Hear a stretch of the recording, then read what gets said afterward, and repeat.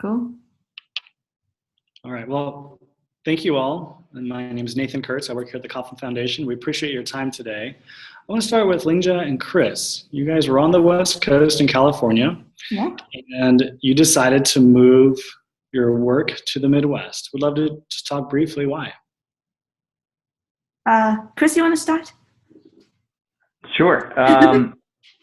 Let's see. So, essentially, we got here because, prior to Drive, I was in California working at a firm there called Sequoia for 6 years. And, while I was at Sequoia, I saw the investment thesis of Silicon Valley shift away from one where the commonly held belief was initially that the majority of the market cap in technology would be built in Silicon Valley over the next 15 years. And that had totally flipped upside down to where now we believe, and most people believe this in general, that the majority of market cap in technology will next be built outside of Silicon Valley. And so, you've seen a lot of firms start to really invest in that thesis by opening up offices and partnerships in other places of the world, like going to India, going to China, going to Europe, Brazil, you name it. There's a venture firm in your country, and a lot of them have roots in Silicon Valley. So the funny part was, in doing all this stuff, was that what we started to realize through a much longer story, that one of the biggest countries in the world that had a fairly limited amount of venture investment was actually in the middle of America. And we started looking at the Midwest as a country and discovered that it would be the fifth largest country in the world, bigger than Brazil, bigger than Russia, bigger than India. And yet it had a de minimis amount of venture capital. And so we set out in 2012 with the idea that if we were to go and invest in that realization, that we would have the opportunity to really invest in the next great economy that is the middle of America, and be on the front lines of meeting entrepreneurs who had gone through these amazing research institutions and then had access to the majority of the Fortune 500 companies in the world, who all happened to be headquartered in the Midwest. So it was a fairly simple investment thesis that we started down and have now been pursuing for almost 5 years now. Great. Thanks, Chris. Yeah, so I didn't really move to Michigan to start a business. So I actually was a professor at UC, University of California, San Diego, and I really moved to Michigan because of the university. So I joined UC in 2012, and Michigan called me and saying, do you want to actually come here instead after a year? And so they basically said you could tell us to go away, or you just come out to take a visit. And at the time I was thinking, I come out for a visit, but there's no way I'm going to join, because I was very happy in California. I was really close to the Bay Area, and it was a great school. But when I came, I was very, very, very impressed by computer science department and the colleagues here. So they're doing fantastic work, and it's top-notch research. And actually, computer engineering at Michigan, not many people know that, but ranks like top 5 in the world, actually. So it's world-class researchers here. And the financial-wise, the university was doing really well, actually, compared to UC, surprisingly. So I decided to join. At the time, San Diego or UC was actually not very worried that I would leave, because the standard is typical sort of direction was they recruit from Illinois and Michigan, because they think Midwest professors would love to actually come to the coast to start a business, right? That's basically how they actually poach tons of top-notch actually professors out. But I think the research here is great, so I actually joined here, and I wasn't thinking about starting a business. So during the time when we started the company, we also actually get pitches of, wait, you want to actually start this business in Ann Arbor? Why don't you actually come out to the Bay Area to do this? But I think we make the good decision to actually do this in Ann Arbor instead of the Bay Area, because of many, many reasons, and the talent pipeline is almost untapped at this moment. So not at this moment, previously, a few years ago, but so it worked out both ways, from an academic point of view and the business side of things. Great. Dr. Licata, Youngstown State University, what are you seeing in not a major city in the Midwest, but it's a town that's still recovering from the steel bust and trying to recover and get back on its feet. What are you seeing in Youngstown? There's been a lot of activity here in the last about 10 years or so. The Youngstown Business Incubator has been a catalyst for that. But several years ago, I think most people in the region realized that if we were going to stabilize economically and grow, we needed to diversify. And we still have the small steel manufacturers. French-owned company like Vallourec has put almost $1 billion into this area. But I think we're seeing a real economic mindset here. A lot of our university students would like to stay in the region, and there are only so many jobs available in existing companies. I think young people these days have much more of an entrepreneurial mindset. They're not afraid to start their own business. They have a passion for doing things that they're interested in. I think in Northeast Ohio in particular, we've got a really strong ecosystem here to help the small businesses. Venture capital is a big challenge, but through the collaboration of some of our organizations here in the Mahoning Valley, we've started the Mahoning Valley Growth Ventures. So we have a VC fund to invest in some of our businesses in this area. Our economic development groups work very collaboratively. The regional chamber, our small business development center, our export assistance network. Youngstown, like a lot of Midwest cities, smaller cities, they're very family oriented. You've got a lot of generations of people who want to stay here. So I think you're seeing that entrepreneurial spirit, not only in starting new businesses, but even in the family businesses, the ones that are second, maybe going into the third generation.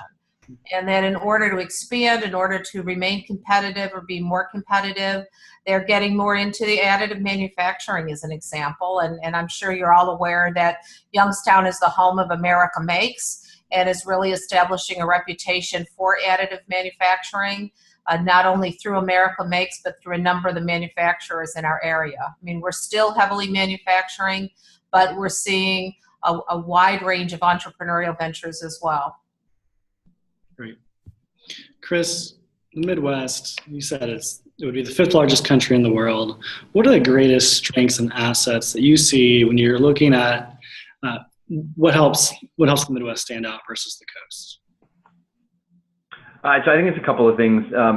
First and foremost is just the sheer amount of innovation that is coming out of the Midwest is an order of magnitude bigger than most places on the planet. So 25% of all of the research in America is done in the Midwest. So everyone thinks all this great stuff comes out of MIT and Stanford, and it does.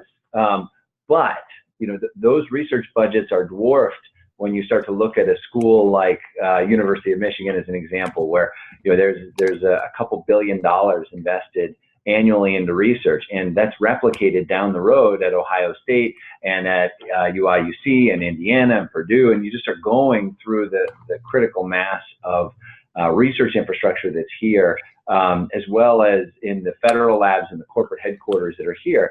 You start to see a lot of true innovation and a lot of the creative juices that are running through these places at just a volume that it's not in other places. The second thing is that it's the access to reliable engineering talent. So, one of the challenges in Silicon Valley is, and everywhere, is acquiring engineering talent. And it's not that it's necessarily cheaper here than it is in Silicon Valley. I mean, although the cost of living here is cheaper, that really makes it beneficial. But there are just as many engineers here as you have in places like San Francisco and in a little town like Columbus. And the reason for that is there are these big companies here, whether it's Nationwide Insurance that has more engineers than Facebook. You've got companies like Cardinal Health, that's a Fortune 20 company. They're investing billions. They're huge in scale, and they're attracting a lot of engineering talent. JP Morgan has a huge office here. Like, the list goes on and on. But the benefit from recruiting those kinds of engineers out of those companies is that when they come into the startup world, they're joining what we see in our portfolio companies. They join our companies and then they stay.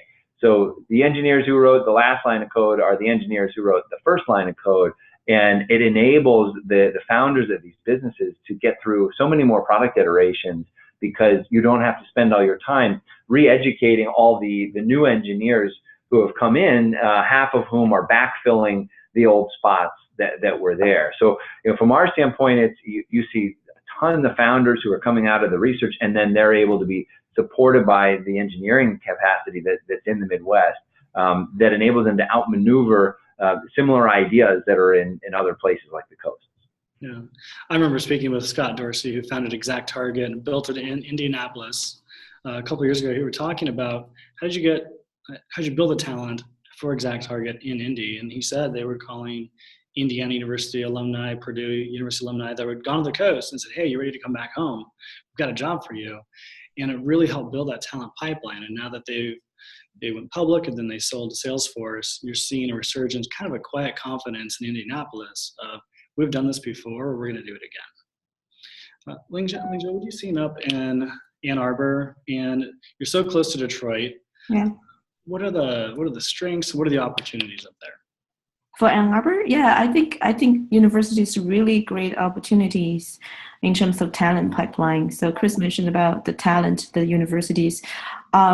My experience is it's because I stayed in San Francisco for a while and I worked at Google before, and so I went through the whole process of recruiting process here and there, and it's very, very different. That here is a lot of people very passionate about Michigan, very passionate about Detroit.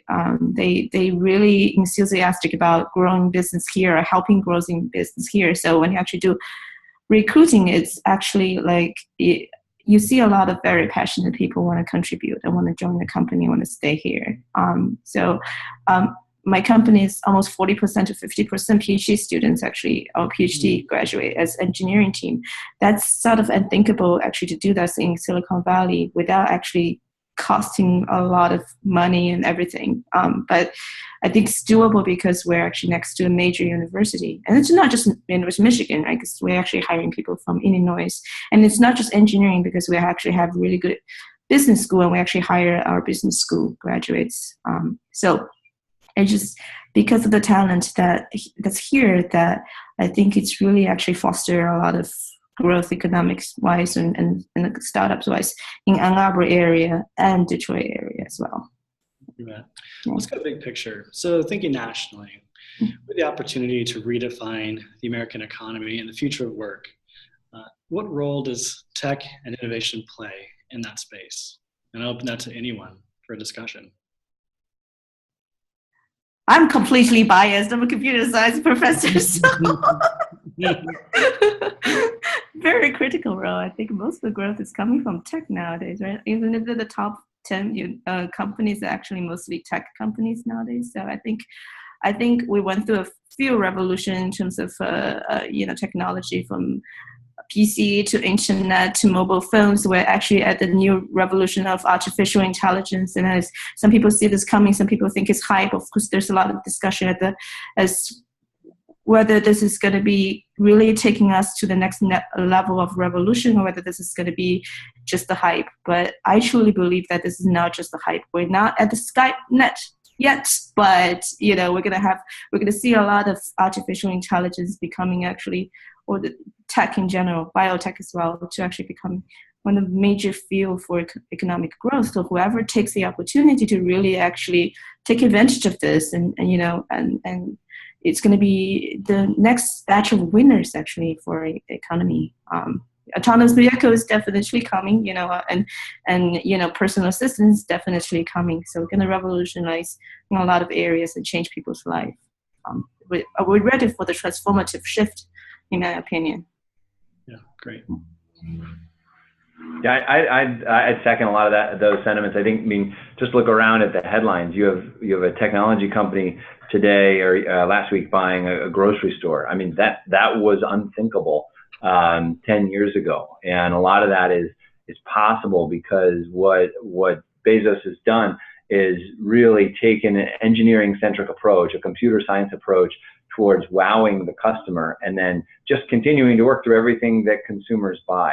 And you can do it better, faster, cheaper if you're using technology to offer those solutions. So I think that this is, as Ling just said, I think that this is we're really in the, maybe the third inning of what is a tremendous shift. And look, America right now is filled with more GEs or more GE type companies, right? What we need is really more Amazons, and the amount of time it's going to take is going to be dictated by the either the willingness of either the incumbents or the venture community to fund the disruptors into these new economies. But I'm a big believer in everything that Lingja said, and I tell CEOs all the time out here in the Midwest that, look, if you're not moving to a world where 50% of your talent are engineers, then you're going to get outmaneuvered. And I mean, even basic industries, look at like pizza delivery.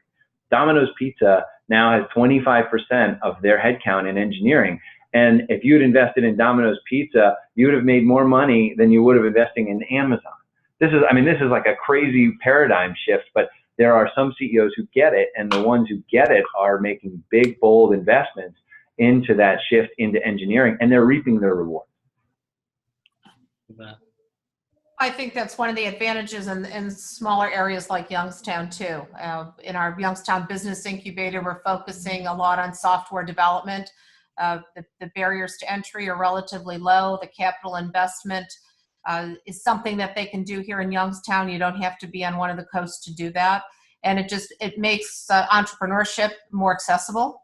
And the students these days are much more technology oriented, and it makes it much more of a possibility and within their reach to be entrepreneurial and to be innovative in creating their own futures.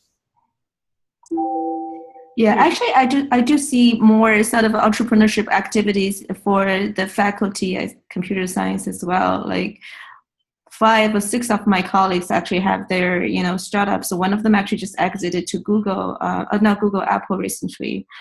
So a lot of faculty are doing that. A lot of students are doing that. You see, on the education side, actually the university is talking about offering computer science to all incoming undergrads, whether they're majoring English or anything. You could actually take a computer science class. So we're actually educating the talent pipeline, broadening the talent pipeline to be anyone who wants to learn how to code and program can actually join this, because we do actually need a lot of talent for this big shift. And the entrepreneurship education is spreading across the university too. It's not a business program. It's something that you're seeing in all the colleges and many universities, whether it's in a health sciences college, computer science, STEM college, that entrepreneurship is something that's becoming ubiquitous across campuses. You'll hear the challenges of food deserts in urban cores across the country, but there's also technology deserts and access to high-speed internet, both in the urban cores, but also the Wall Street Journal last week had an article about the challenges of rural America getting access to high-speed fiber and high-speed internet, and needing to drive miles and miles just to get access for their online store. Talk about what you're seeing in the heart of the Midwest, maybe in Youngstown first. How is the internet access? Well, I would agree with you. In the rural areas, it could still be a challenge, but honestly, I'm not aware that it's been a huge challenge in terms of, maybe more of a challenge in terms of people's affordability. We have a lot of fairly depressed areas around here, but the access is available, and we actually consider that with our students as well, as making sure that they have access beyond the campus. But it's not I'm not aware. I just really don't know to what extent it would be a challenge around here. It's not something that is talked about a lot, so I assume it's not an issue, but I really wouldn't want to go on record with that. Sure. Ann Arbor has long been one of the hosts of one of the 3 original hubs of the internet. So University of Michigan has a great engineering school because of that, a computer science school because of that. But looking at the urban core, say in Detroit, just 15, 20 miles away, do you ever interact with that, Lingja? Do you see the challenges out there, or is that just not something you're up on as well? And I'm just curious, this is just an area of interest for me. I guess I'm not super familiar with sort of more low income area of Detroit. I'm aware there's a lot of actually challenges into public schools and access to education in the area, and there's a lot of things that we need to do. And that's one of the challenges that we want to help out with in terms of actually, as an educator myself, definitely want to help out into high schools and in the city. But I don't know what we could do there to actually, other than going there. I think there's a challenge there definitely for inner city kids to actually have access to actually talent. Oh, not talent, just technology and education, high quality education. Yeah, but I'm not I haven't done much in the area or expert that could speak for that matter. Sure. How do we make sure that entrepreneurship and the jobs that would follow, the job growth that follows with that, with starting and creating companies, is accessible to all? How do we reduce barriers and get to zero barriers to helping entrepreneurs start businesses in the Midwest? So I don't think it's about that personally. I think that's a little bit of a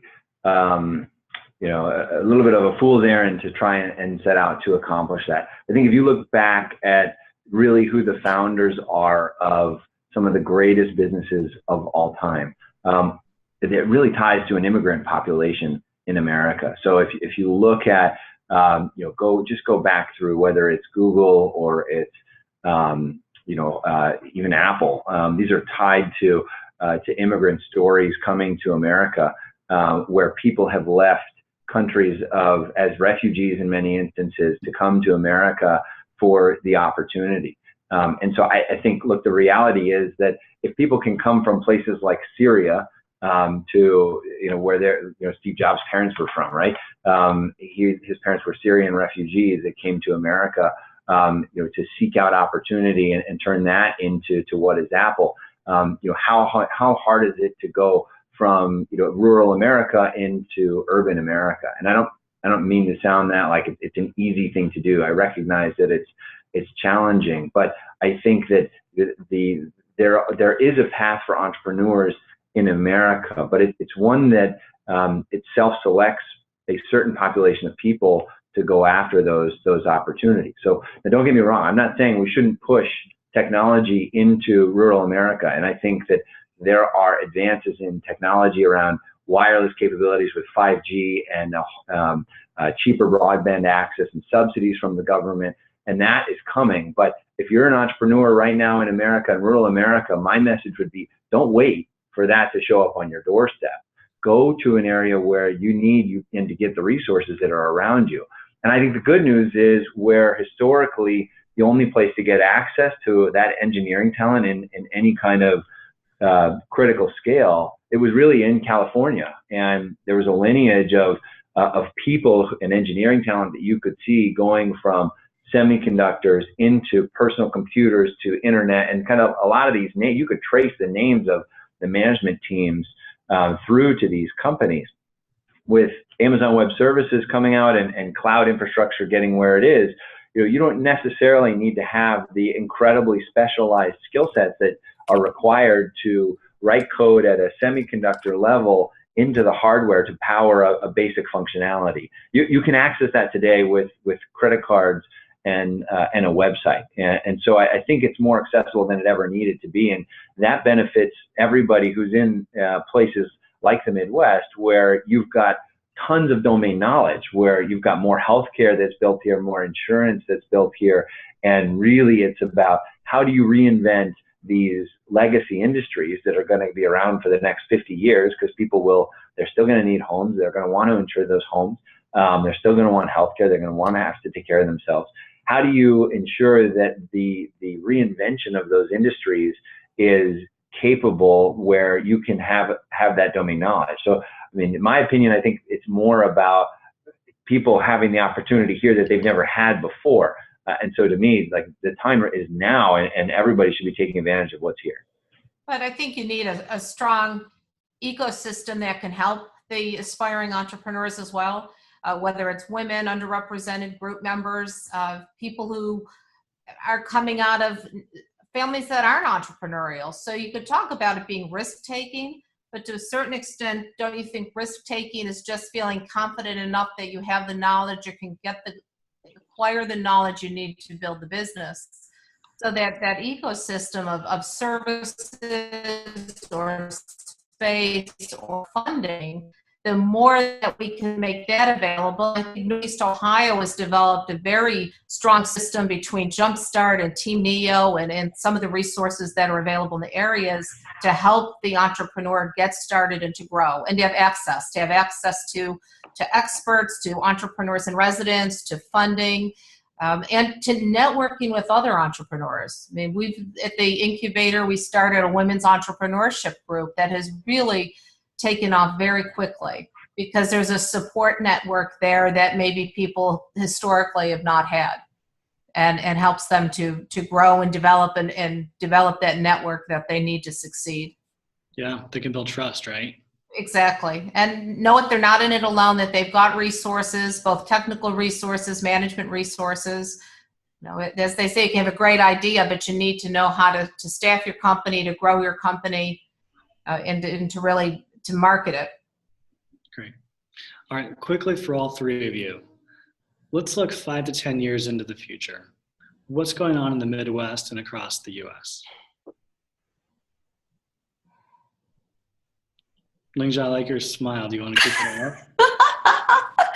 I was thinking about Ann Arbor becoming the tech hub and across America. 5 to 10 years, I think, as we mentioned, the technology is going to be becoming even more of a driving force of the economy. And I think someone made the analogy before of artificial intelligence becoming electricity for all industry, and that's what we want to achieve as sophisticated AI and technology becoming the driving force of the economy, and every industry actually will need us. And that's I think what I think about in the next 5 or 10 years, what's going to happen for Midwest. And I think there's going to be, of course, more and more tech hub actually in the Midwest, because people are going to realize the opportunities. Right when we just started, I think when we just started the business here, we were like, oh, how are we going to actually find legal help? How are we going to actually have access to the capital? And then we have great law firms, we have great VC like drive capital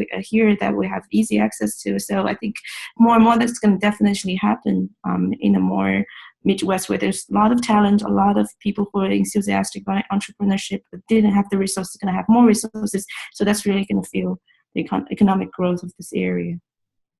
Right. Dr. Licata, how do things look in Youngstown in 5 to 10 years? Well, I wish I knew really, but I would hope that we continue to have a strong manufacturing base here. It may look different, that we really can leverage the additive manufacturing and increase the competitiveness not only of this area but of the United States. We've seen some nice progress with that and supporting faculty research and research that America makes. But I think with the millennials, we're going to see a totally different kind of workforce and businesses that grow. I mean, the millennials are much more inclined to do their own thing and to do what's important to them, whether it's high tech related or not. And I think that's really going to change the face of our communities. And I see a lot of our new graduates who are choosing now to stay in town because they want to build lives and businesses here, and they really are doing their own thing in ways that we wouldn't have imagined 5 years ago. So another 5 to 10 years, as they say, we're going to see businesses that we never thought we would see. And